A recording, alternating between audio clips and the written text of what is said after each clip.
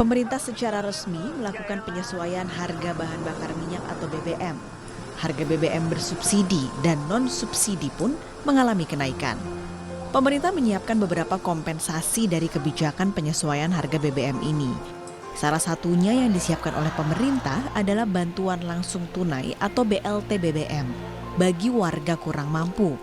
Menteri Keuangan Sri Mulyani mengatakan, pemerintah menyiapkan BLT senilai 24 triliun rupiah. Bantuan langsung tunai ini diharapkan dapat menekan angka kemiskinan di tengah kenaikan harga BBM. Pemerintah juga tetap akan memantau jalannya inflasi dan pertumbuhan ekonomi.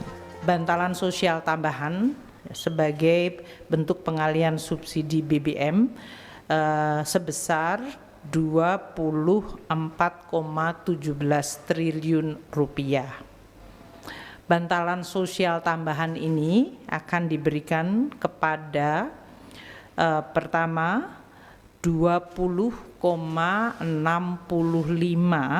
juta kelompok atau keluarga penerima manfaat dalam bentuk bantuan langsung tunai pengalihan subsidi BBM sebesar 12,4 triliun rupiah.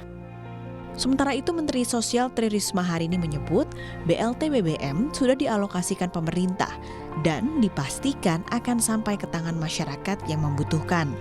Selain akan terus memantau dan memperbarui data keluarga penerima manfaat, Mensos juga mengadakan program usul sanggah dan comment center agar masyarakat dapat proaktif mengurus bantuan sosial mereka.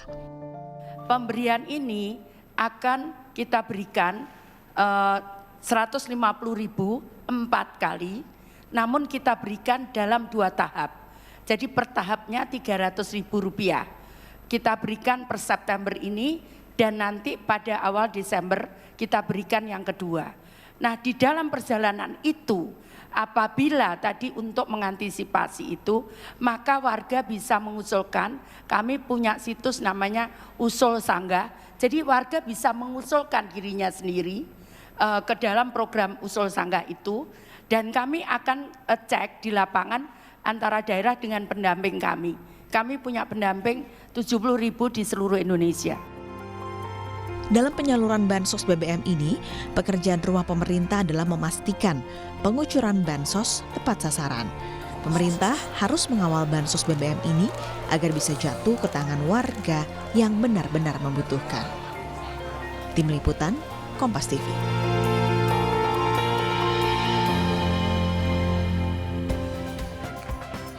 Ya, saudara, sebagai kompensasi kenaikan harga BBM yang sudah dinaikkan oleh pemerintah menyiapkan bantuan langsung tunai atau BLT BBM kepada masyarakat yang membutuhkan.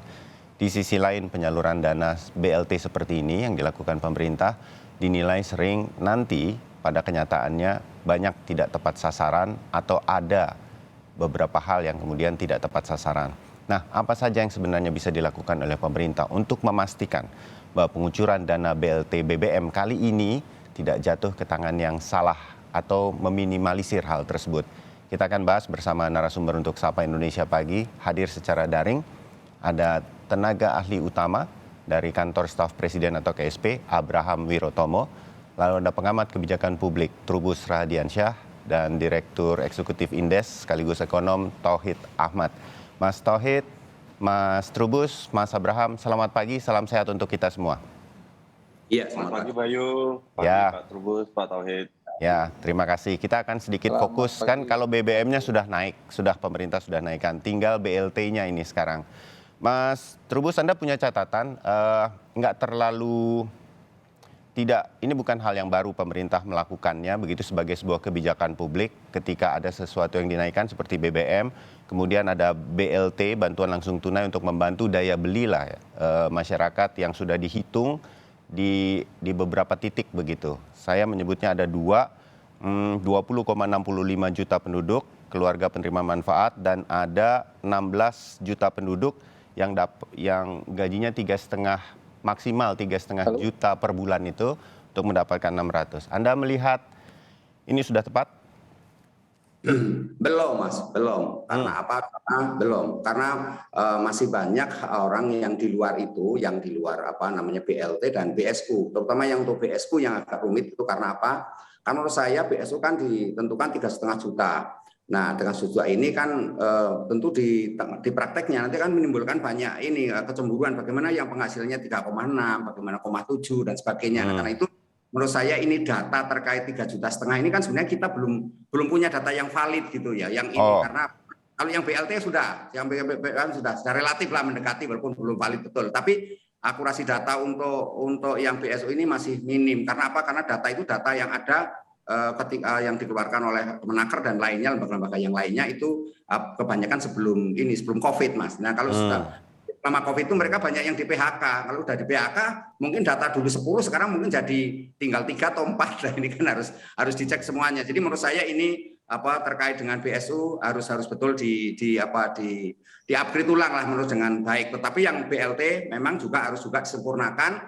Karena apa? Karena yang BLT juga saya lihat dalam hal ini masih banyak data-data terutama di daerah yang menyebabkan mereka itu datanya masih belum bisa dikatakan akurasinya memadai, Mas. Itu yang menurut saya yang paling penting. Oke, baik. Mas Abraham, Anda ingin menanggapi bahwa kalau BLT yang untuk 20,65 juta penduduk itu kita datanya sudah cukup valid walaupun tentu dicek terus nanti ya. Nah, yang 3,5 juta per bulan sebagai sebuah gaji ini itu masukannya dari Mas Trubus. Mas Abraham. Iya, makasih Bayu. Pertama memang kita akui bahwa perbaikan-perbaikan itu tentu harus selalu dilakukan oleh pemerintah. Nah, terkait dengan data yang untuk bantuan subsidi upah, pemerintah menggunakan data dari BPJS Ketenagakerjaan, Mas Bayu dan Pak Trubus. Jadi data dari BPJS Ketenagakerjaan itu saat ini mereka memiliki data 51 juta pekerja yang terdata di sana. Nah, di situ juga kita ada data terkait dengan berapa besar upah yang mereka terima, itu pertama. Lalu yang kedua kita bisa melihat juga bagaimana upah minimum tiap provinsi itu yang ada variasi di provinsi yang berbeda. Untuk itu pemerintah dengan menggunakan data tersebut menyalurkan kepada 16 juta pekerja yang mana upahnya itu di bawah UMP, Mas Bayu. Jadi menggunakan data. Nah, terkait keakuratan, kita catat bahwa 60%, bahkan lebih ya, 60% lebih peserta dari BPJS Ketenagakerjaan itu peserta aktif. Artinya dia membayar iuran secara aktif. Di situ kita bisa melihat besaran upah yang mereka terima, Mas Bayu. Ya, pun begitu kan Mas Abraham, data yang BSU ini bantuan subsidi upah belum kita coba lah. Boleh ya saya mengatakan begitu. Kalau yang BLT kan kita sudah berkali-kali ada bansosnya, sudah cukup tahulah bolongnya di mana. Bagaimana yang ini nih? Seberapa lama nanti ini bisa dipelajari untuk, ini data dari tenaga kerja kan, kalau yang BLT kan dari Kementerian Sosial begitu. Nah, seberapa akurat ini dan kalau ya ada hal-hal yang nggak tepat nanti bagaimana memperbaikinya dengan cepat, Mas Abraham? Ya Mas Bayu, bantuan subsidi upah ini bukan sekali ini saja diberikan oleh pemerintah. Ketika pada saat pandemi kemarin juga ada bantuan subsidi upah dan menggunakan basis data yang sama. Dan jadi ini bukan pertama kali ya? Oke. Betul, bukan pertama kali dan justru akurasinya sangat baik, terutama pada mereka peserta yang aktif, Mas Bayu, yang aktif membayar iuran. Di situ pemerintah mendapatkan update data yang terkini. Nah, tapi kalau memang kita masih mencatat ada 40% peserta BPJS Ketenagakerjaan itu yang tidak aktif membayar iuran. Di situ pemerintah mengajak, menghimbau supaya mereka yang belum aktif menjadi peserta BPJS Ketenagakerjaan menjadi peserta yang aktif, Mas Bayu. Dengan cara begitu kemudian bisa dilihat akurasinya, kira-kira bisa menuju ke akurasi yang seperti itu. Mas Ahmad, Mas Tauhid sudah bersama kami ya? Sudah. Oke, terima kasih. Nah, kalau saya pengen tahu Indef melihatnya dari sisi angka nih. Saya mikir aja gitu ya, Mas Abraham, Mas Trubus dan juga Mas Tauhid. Oke, 1 bulan 150.000 BBM-nya naik sedemikian rupa. Ini naik nanti ongkos ojek online, angkutan, begitu, makanan, sembako kan akan naik. Itu hitung-hitungannya seperti apa ya pemerintah 150.000 1 bulan gitu. Rasanya itu bakal cepat habis gitu. Mungkin saya salah, Mas Ya, Tauhid. betul ya. Ya, kita melihat bahwa ini kita harus hitung dulu dampak terhadap inflasi. Kami perkirakan sekitar 7% begitu ya. Dan apabila pengeluaran per kapita rumah tangga miskin tentu akan berbeda dengan rumah tangga yang bukan miskin. Rumah tangga miskin itu sekitar katakanlah kalau kita lihat data di 2021 sekitar 500-an ribu, anggaplah 500.000, dan anggota keluarga misalnya sampai 5 orang, berarti kan sekitar 2,5 juta per bulan pengeluaran per kapita rumah tangga miskin. Jadi kalau kenaikan 7% ya kita kali saja 7% kali 2,5 juta. Itu mungkin sekitar hampir 180 atau sampai 200.000 begitu. Jadi untuk itu saja memang tidak akan cukup begitu. Jadi dampak dari kenaikan inflasinya kurang begitu. Yang kedua, pada saat yang sama misalkan rumah tangga miskin kalau di kita rata-rata ya paling tidak punya motor satu misalnya, dengan pengeluaran untuk katakanlah BBM ya Pertalite utamanya, itu rata-rata misalnya 2 liter begitu per hari ya 2 liter, mereka harus menanggung sekitar 2.350, berarti kurang lebih hampir 5.000-an atau 6.000. Nah, asumsinya katakanlah bekerja selama 20 hari kerja, maka dia rumah tangga miskin juga harus menanggung dampak dari harga itu sekitar 80.000. Jadi kalau kita lihat 80.000 plus tadi 200 ribuan, maka tentu saja ini bukan ganti untung ya, ganti rugi. Jadi jumlah pengeluarannya jauh lebih besar dibandingkan apa yang diberikan oleh pemerintah. Meskipun ini positif, ya kami mendorong agar jumlah bantuannya tentu saja jauh lebih besar dari yang sudah ditetapkan begitu.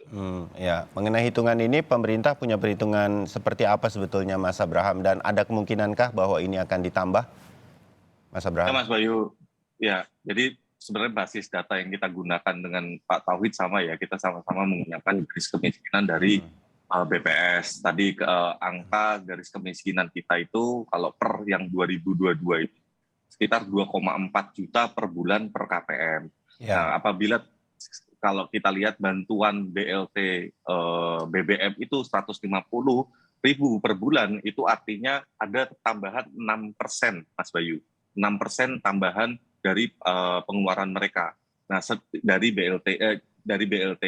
Sedangkan kenaikan inflasinya tadi yang bagaimana disampaikan Pak Tauhid dari 4 ke 7, berarti kan deltanya per kenaikannya itu kan 3%. Ya. Tambahannya itu 6%. Oleh karena itu pemerintah meyakini dengan adanya bantuan langsung tunai yang senilai 150.000 per bulan, ini bisa menjaga daya beli dari masyarakat. Terkait besaran konsumsi BBM dari masyarakat kelompok miskin atau rentan, ini debatable ya Mas Bayu ya. Kita bisa mengambil sampling dari yang konsumsi BBM-nya besar atau BBM-nya yang sedikit. Tadi kan 4 liter per hari. Nah, kalau kita rata-rata motor, dulu saya punya motor bebek itu tuh per liter tuh bisa sampai 40 sampai 50 km per liter. Nah, artinya anggap saja 40 km lah per liter. Berarti kalau 4 liter kali 40 km berarti kan 160 km kan.